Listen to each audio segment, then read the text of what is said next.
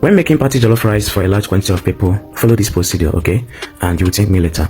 To begin, heat up oil and fry some chopped onions. Then allow this to fry for a little seconds before you add your dry ingredients. That is curry powder, thyme, chicken seasoning, bay leaf, okay?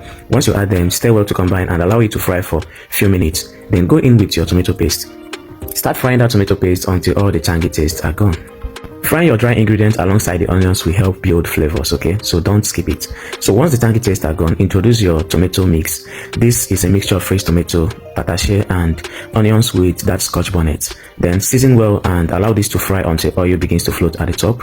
Please, when seasoning your stew, don't over season it. Remember that our stock is properly seasoned, so do it lightly. So the next day, you want to bring out your marinated protein and add some onions, stir well to combine. Allow this to start, simmering for the next 15 minutes without adding water. 15 minutes later, come back and introduce more seasonings because we didn't season this properly. If you season it too much, since you are marinating it overnight, it's going to be salty the next morning. So season it lightly. Next, you want to introduce a little bit of pepper and stir well to combine. Don't add too much pepper because the stew already contains pepper.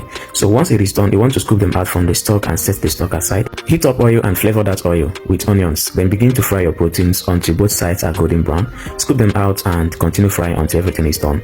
Now the next morning, introduce the stew and your washed rice. What I did with the rice was to soak it in hot water for 7 minutes, then washed multiple times until the water becomes clean. Okay, do not parboil your rice. Do it this way. That is tip number 2. So begin to mix the rice with the stew until everything is well incorporated. Then introduce your stock, start mixing again, and make sure that the liquid and the rice is at the same level, or let the rice be slightly above the liquid.